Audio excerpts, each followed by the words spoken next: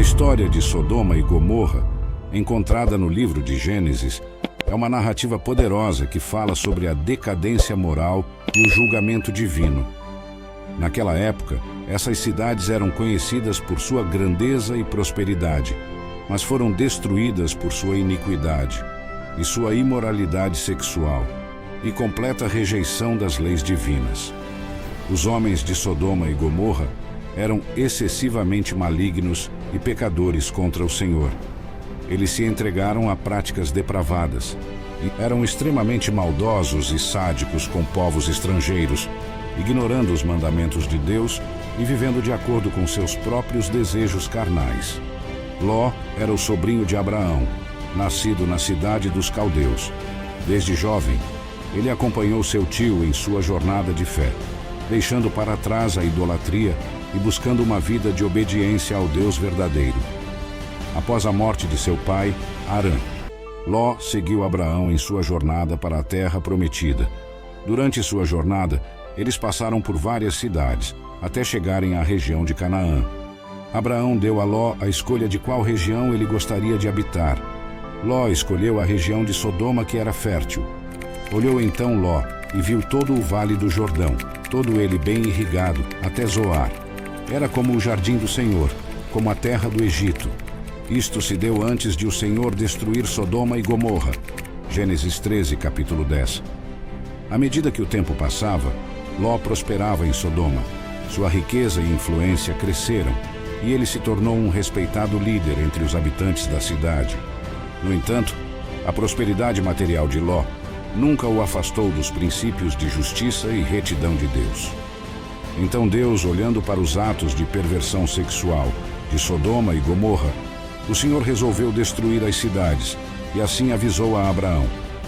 Disse por fim a Abraão: não fique irado, Senhor, se lhe falar só mais uma vez. E se forem encontrados apenas 10 justos, o Senhor respondeu: não destruirei a cidade por amor aos 10. Gênesis 18, capítulo 32. A narrativa descreve a visita de 2 anjos a Sodoma, onde Ló os acolheu em sua casa. Os habitantes de Sodoma, em sua depravação, cercaram a casa de Ló, exigindo a entrega dos anjos. Ló, em um ato de profunda compaixão moral, ofereceu suas 2 filhas virgens à multidão. Mas os anjos intervieram, cegando os homens que estavam à porta da casa. Aqueles homens, porém, estenderam as suas mãos e fizeram entrar a Ló consigo na casa, e fecharam a porta. E feriram de cegueira os homens que estavam à porta da casa, desde o menor até ao maior, de maneira que se cansaram para achar a porta. Apesar de viverem nesse ambiente, Ló e sua família foram poupados do julgamento divino. Saiu o sol sobre a terra, quando Ló entrou em Zoar. Então o Senhor fez chover enxofre e fogo, desde os céus, sobre Sodoma e Gomorra, e destruiu aquelas cidades e toda aquela campina, e todos os moradores daquelas cidades, e o que nascia da terra. Gênesis 19, capítulos 23 a 25. Devido à sua justiça, no entanto, a esposa de Ló, ao olhar para trás contra as instruções dos anjos, foi transformada em uma coluna de sal. A história de Ló continua após a destruição de Sodoma e Gomorra. Ló e suas 2 filhas sobreviveram e se refugiaram em uma caverna nas montanhas, conforme descrito às filhas de Ló. Temendo que não houvesse mais homens na terra para perpetuar a linhagem de sua descendência, embebedaram com vinho, e mediante relações incestuosas com seu pai Ló, conceberam filhos a ele, e a primogênita deu à luz um filho, e chamou-lhe Moabe. Este é o pai dos moabitas até os dias atuais. E a menor também deu à luz um filho, e chamou-lhe Ben-Ami. Este é o pai dos filhos de Amon até hoje, no qual os moabitas e amonitas são 2 descendências distintas que mais tarde se tornariam inimigos da nação de Israel. Essa história serve como um aviso severo para os tempos modernos.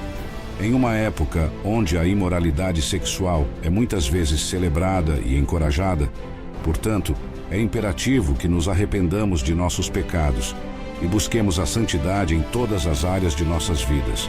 Devemos nos lembrar que o pecado não é apenas uma transgressão individual, mas pode corromper toda a sociedade como ocorreu com Sodoma e Gomorra, onde a iniquidade era a norma, onde o mal era celebrado e o bem era escarnecido. E é aqui que vemos o paralelo. Vivemos em uma sociedade onde a gratificação instantânea é frequentemente valorizada mais do que a disciplina e a retidão, onde o pecado é muitas vezes glamorizado e a virtude é ridicularizada. Mas agora, libertados do pecado e feitos servos de Deus, tendes o vosso fruto para a santificação e por fim a vida eterna, porque o salário do pecado é a morte, mas o dom gratuito de Deus é a vida eterna por Cristo Jesus, nosso Senhor. Este não é um chamado para o julgamento, mas para o arrependimento e a transformação. As lições de Sodoma e Gomorra são um lembrete severo, mas necessário, da realidade do pecado e da necessidade de buscar a santidade em todas as áreas de nossas vidas. Caso contrário, arriscamos enfrentar o mesmo destino. Devemos, portanto, lembrar a seriedade do pecado e as consequências que ele traz. O pecado, em suas várias formas, é uma rejeição do amor e da autoridade de Deus. Ele distorce e destrói as relações humanas, cria sofrimento e dor e, em última análise, leva à morte espiritual.